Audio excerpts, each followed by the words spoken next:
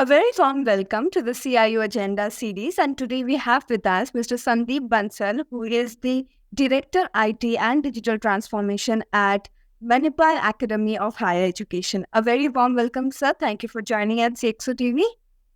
Thank you for giving me this opportunity. Thank you, sir. It's a pleasure to have you at the platform. And before we begin, we would love to hear from you. If you can briefly introduce yourself and let us know about your journey. If you can share some insights, we would love to hear. Yeah, hi, myself Sandeep Bansal. I've been into IT infrastructure and digital transformation for last more than 2 decades.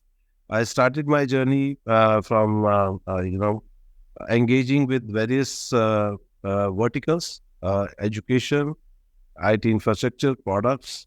I've been managing service desk. So after working various institutions and various industry, I have been able to work on the digital transformations for, I think, I have to cut off. Oh, no, so you can just retake part again.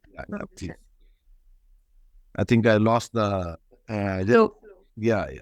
no problem. So you can just pause at for 2 seconds and then you can start. Hi, myself Sandeep Bansal. Thank you, CXOTV, for giving me this opportunity.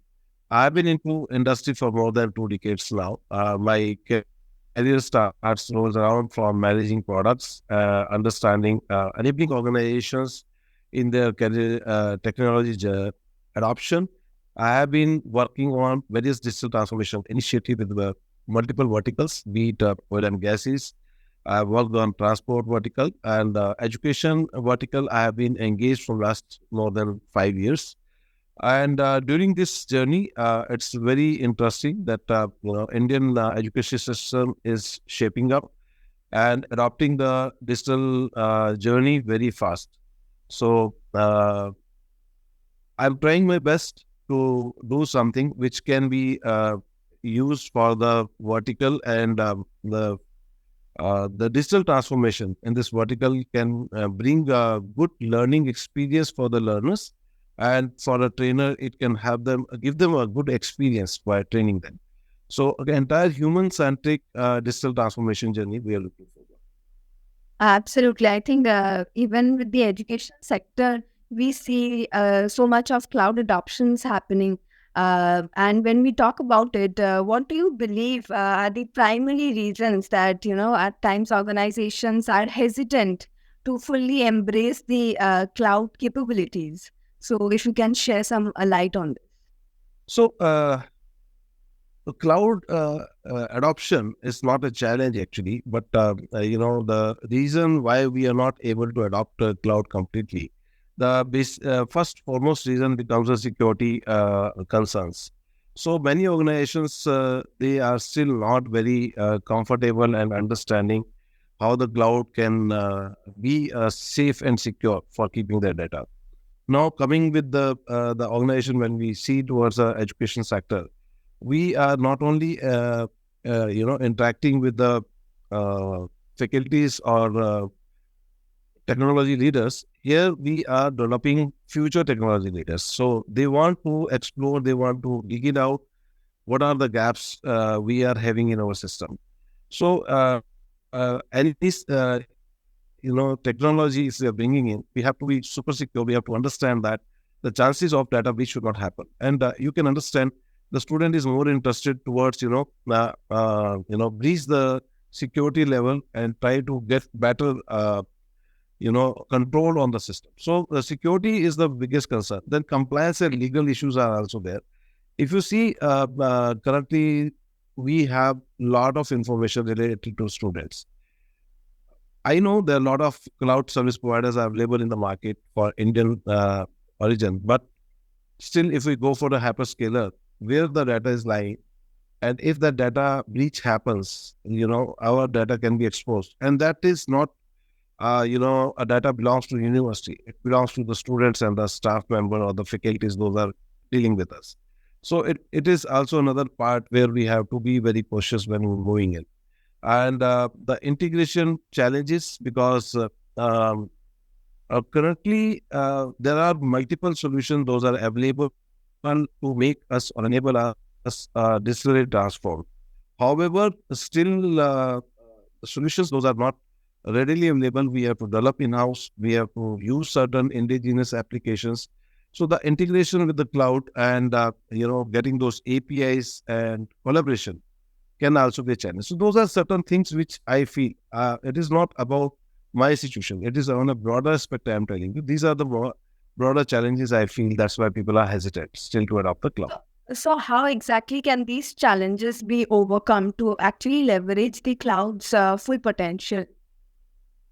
I believe, first of all, we should have the right set of people in our team. So skills are very important when we are looking towards adopting any new technology. We should have a right set of right skill of people in our team.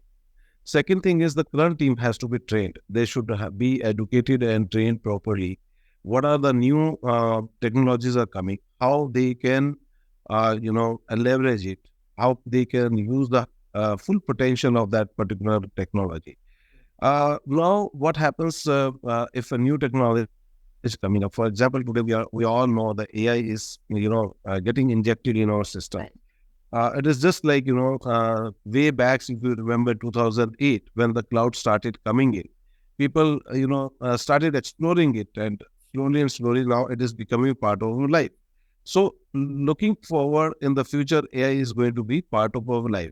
Now we have to see positively how we can leverage the technology, right? So artificial intelligence, how they can help us in our teaching and learning process, and how this can be benefited to the large people and the so after having that particular strategy planning in place, I believe if we bring that technology into our system, the chances of success become more.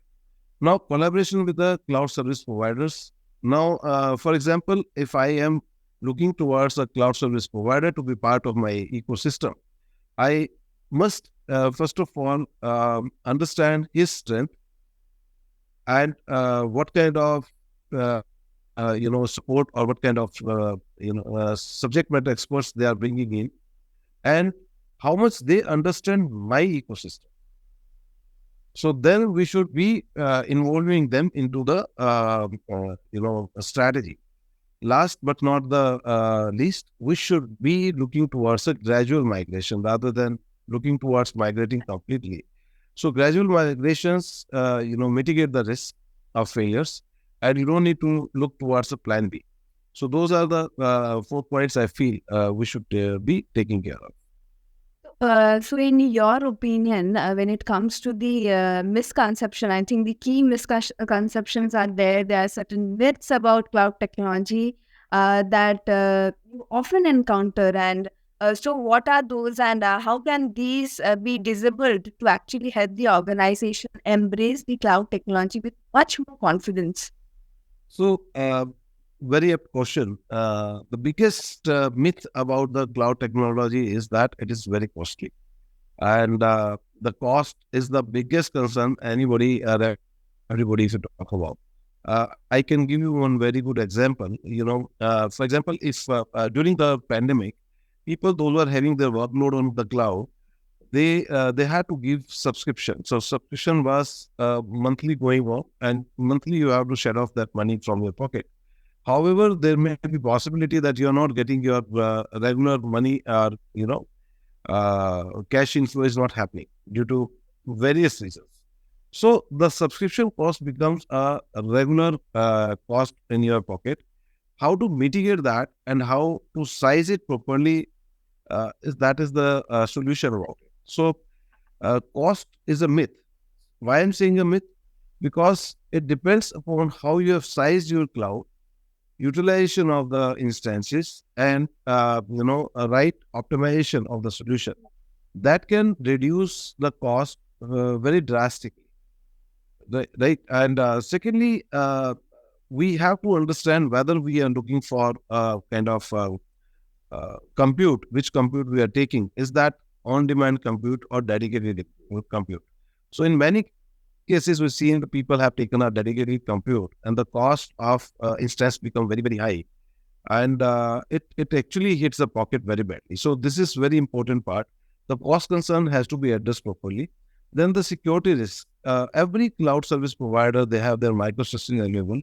All the required support is available, whether load balancer, firewalls, scanning of your application, and uh, to ensure your system is foolproof. Even the identity access management, those are actually very, very costly solution if you go and buy on-prem. But cloud service provider provide you at very minimal cost. So we have to have those microservices in place. It is just like, you are driving a car, but you're not wearing the seat belt. You have the seat belt. Either you don't know how to use it, or else you are more confident that I'm not going to use it.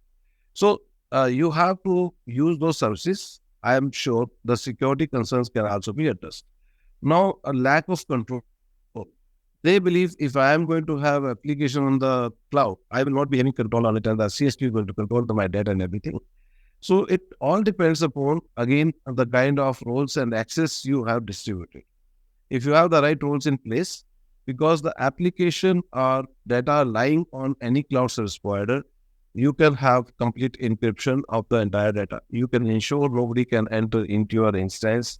So all those possibilities are there. So again, coming to the first answer, you need to have a right strategy and design in place while you're moving to the cloud. I'm sure these things can be mitigated. All right.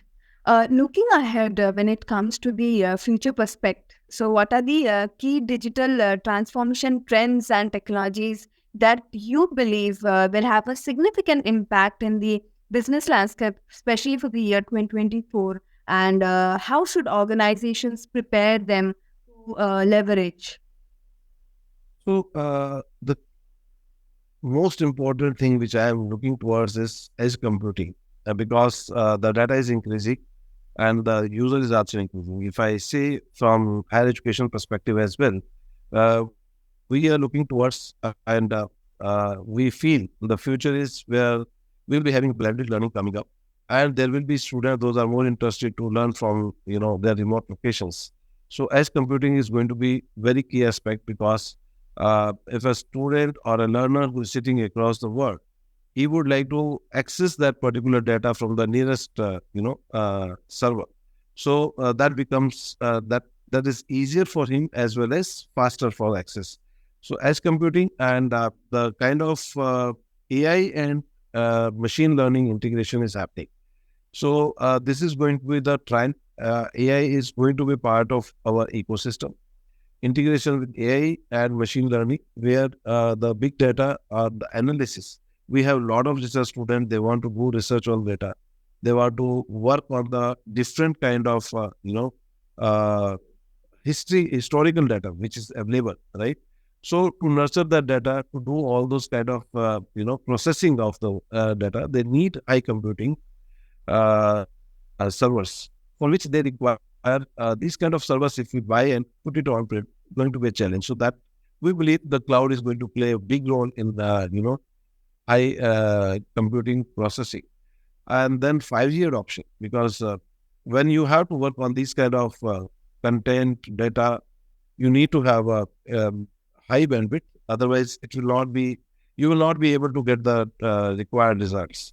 Then when you are going to move on the cloud, you are going to have all data processing happening. And we know that is the new oil. Rather, I can say gold, maybe something else which is more costlier. So we have to have our cybersecurity enhancement done. If we are not going to upgrade ourselves on the security parameters, it is going to be a challenge. Hybrid and multi-cloud strategies has to be implemented, because I remember in the early 90s, I would say when we were entering to Y2K, year 2000. So that time, we used to have a database, RDBMS, Oracle, then Microsoft, but we were not able to communicate with each other. The data of Oracle cannot go towards Microsoft, and Microsoft cannot. So over the time, everybody realized if we have to grow, we have to open it for everyone. Now, any database can connect with other database, and you can move data from any database to another database. So these kind of strategies is going to come where you cannot have, like, I am having my workload on Azure and I cannot move it to AWS, or I cannot communicate with AWS workload. So integration with multiple cloud service provider is going to be the future, where we may have our application on one cloud, database on another, or something else. So hybrid and multi-cloud strategy is going to be the future. All right, with this, we have come to the end of this brief discussion that we had. And thank you, sir, for joining at CXO TV. We really appreciate your time. Thank you for giving me this opportunity, and I must appreciate this kind of small interactions. It's Yes, basically helping us to share our thoughts and absolutely. helping the other leaders to understand and learn where we are Ab- going. Absolutely. Thank That's you. the motto. Yeah. Thank you, sir. Thank you. For more updates from CXO TV, please like and subscribe to our channel.